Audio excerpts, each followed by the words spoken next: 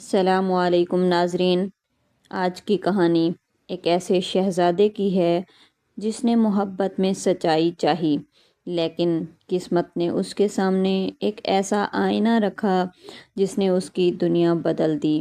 یہ ہے جادوئی آئینہ اور بے وفا شہزادی کی داستان۔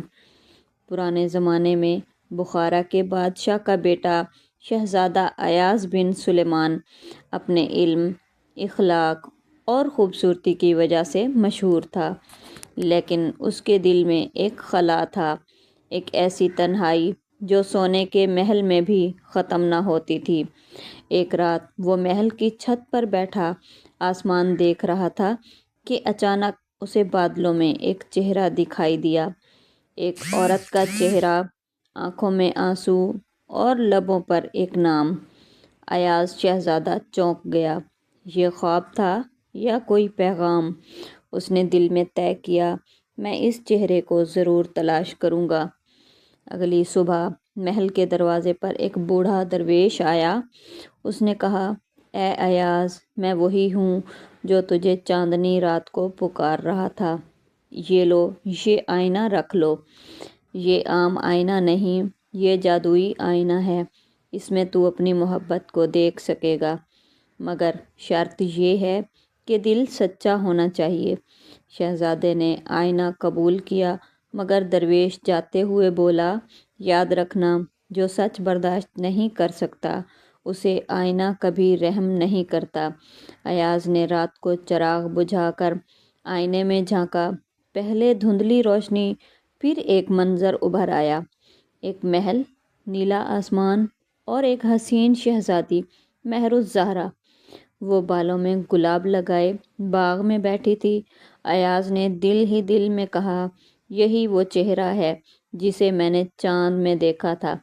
اسی لمحے آئینے پر ایک تحریر ابھری، اگر تو اسے پانا چاہتا ہے تو سچ کی راہ پر چل، لیکن خبردار، محبت میں سب کچھ سونا نہیں ہوتا، کچھ زہر بھی ہوتا ہے۔ ایاز نے باپ سے اجازت لی اور مہر الزہرا کے ملک کی طرف نکل پڑا۔ راستے میں جنگل، دریا اور ریت کے سمندر، لیکن ہر رات وہ آئینے میں دیکھتا شہزادی کا چہرہ اس کے سامنے آ جاتا۔ مہینوں بعد وہ قندھار کے دربار میں پہنچا، جہاں شہزادی کا باپ بادشاہ تھا۔ ایاز نے خود کو ایک عام تاجر ظاہر کیا۔ شہزادی کو جب اس نے پہلی بار دیکھا تو وہ بالکل ویسی ہی تھی جیسی آئینے میں دکھائی دی تھی۔ آنکھیں، چال، آواز، سب کچھ۔ مہر الزہرا نے بھی اس میں دلچسپی لی۔ باتوں ہی باتوں میں ایک محبت جنم لینے لگی۔ شہزادی نے کہا، ایاز، اگر تو مجھ سے سچ محبت کرتا ہے تو میرے لیے قندھار کے جنوب میں کالے پہاڑ سے وہ موتی لے آ جو چاند کی روشنی میں جلتا ہے۔ ایاز نے کہا، میں وعدہ کرتا ہوں۔ کالے پہاڑ کی طرف جانے والا راستہ خطرناک تھا۔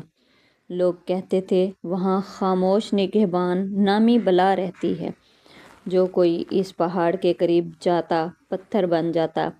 ایاز نے دعا کی اور درویش کا دیا ہوا آئینہ سینے سے لگا کر چل پڑا۔ جب پہاڑ کے قریب پہنچا، آسمان پر گرج چمک ہونے لگی۔ ایاز نے آنکھیں بند کیں اور آئینے سے آواز آئی، ایاز، کیا تیرا دل سچا ہے؟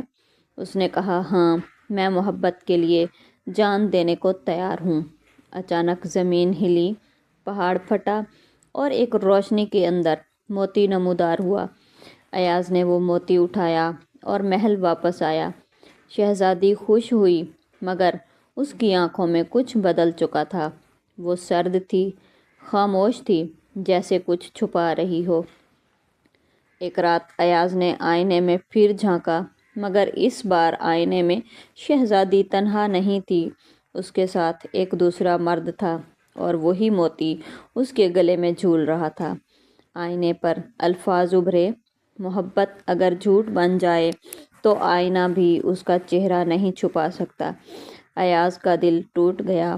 اس نے آئینے کو زمین پر رکھا اور کہا، میں نے تم سے سچی محبت کی، مگر تم نے سچ سے منہ موڑ لیا۔ اسی لمحے آئینے سے درویش کی آواز آئی، بیٹے، محبت کے دو رنگ ہوتے ہیں، ایک وہ جو مل جائے اور ایک وہ جو انسان کو بدل دے۔ تمہیں دوسرا رنگ نصیب ہوا ہے۔ ایاز بخارا واپس آیا، لیکن پہلے جیسا شہزادہ نہیں رہا۔ اس نے اپنی تلوار چھوڑ دی اور علم و حکمت میں زندگی گزارنے لگا۔ لوگ اس سے آ کر پوچھتے، شہزادے، وہ جادوئی آئینہ کہاں ہے؟ وہ مسکرا کر کہتا، آئینہ اب میرے دل میں ہے۔ جو سچ دیکھنا چاہے اسے خود سے جھوٹ بولنا چھوڑنا ہوگا۔